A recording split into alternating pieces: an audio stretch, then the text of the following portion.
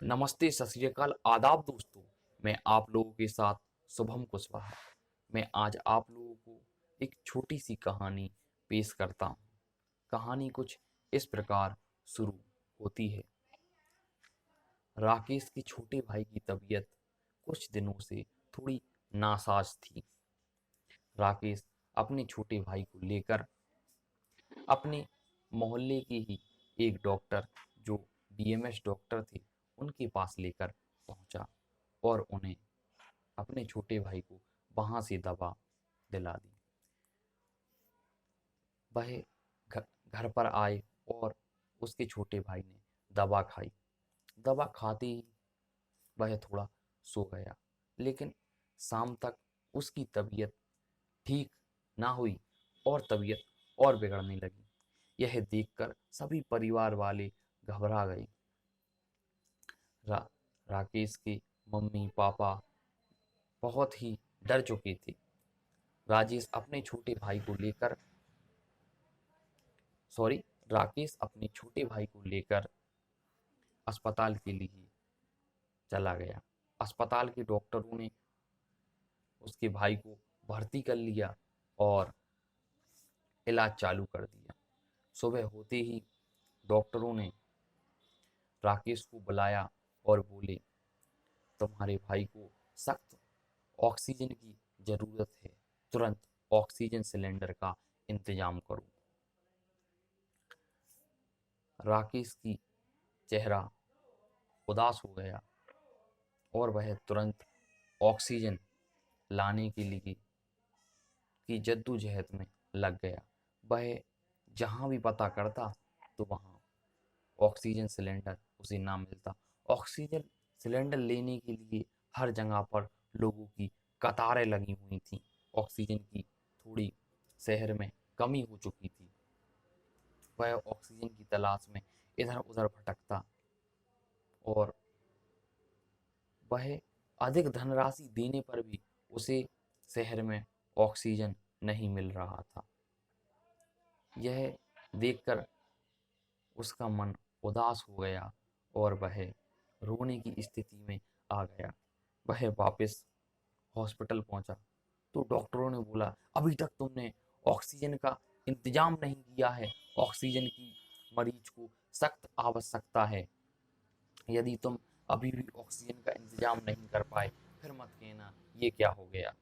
यह सुनकर वह बड़ा ही उदास हो गया और फूट फूट कर रोने लगा। उसके पिताजी ने उसके अपने रुमाल से उसके आंख पोंछे और पिताजी की भी आंखों के कोरे भीग गए। लेकिन राकेश के दिमाग में यानी मन में एक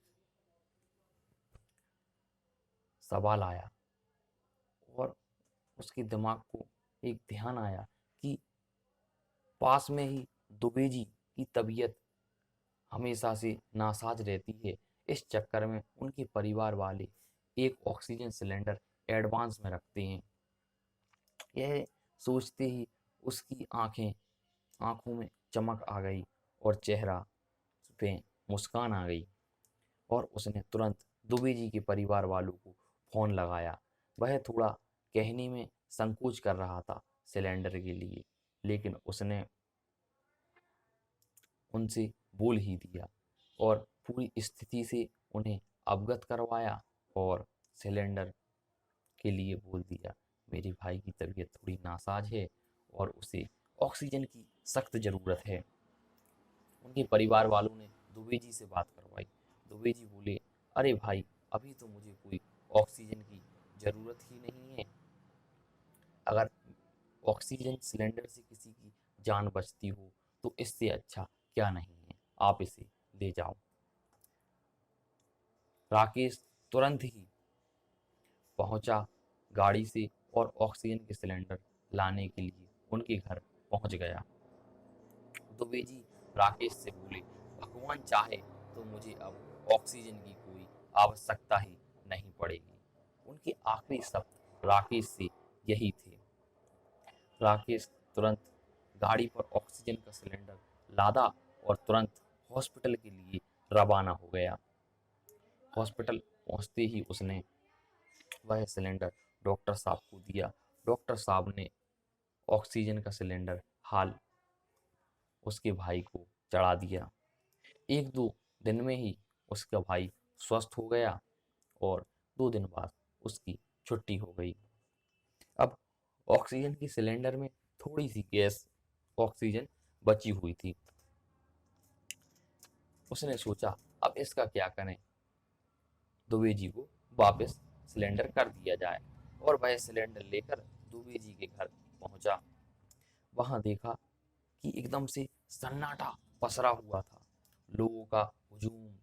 कुछ लोग 4-5 झुंड में यहाँ बैठे थे, कुछ लोग वहां बैठे थे। उसको समझ नहीं आ रहा था हो क्या गया। उसने पास खड़े हुए एक व्यक्ति से पूछा, अरे भाई क्या हो गया। वह व्यक्ति बोला कि दुबे जी जो थे रात में भोजन कर कर सो गए और सोते सोते चल बसे। यह सुनकर राकेश बिल्कुल से दंग रह गया। वह आश्चर्यचकित हो गया, ये क्या हो गया।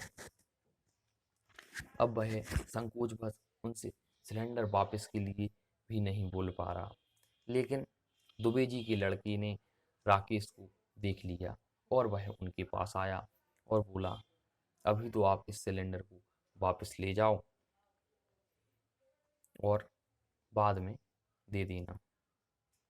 बगल में ही एक पड़ोसी को ऑक्सीजन की सिलेंडर की जरूरत थी और उसने राकेश ने उस ऑक्सीजन के सिलेंडर को उनको दे दिया। इस कहानी से हमें यह शिक्षा मिलती है, जो भी चीज या वस्तु हमारे पास है, यदि किसी को उसकी आवश्यकता हो तो आप अवश्य उसे दे दें। इतनी सी थी यह कहानी।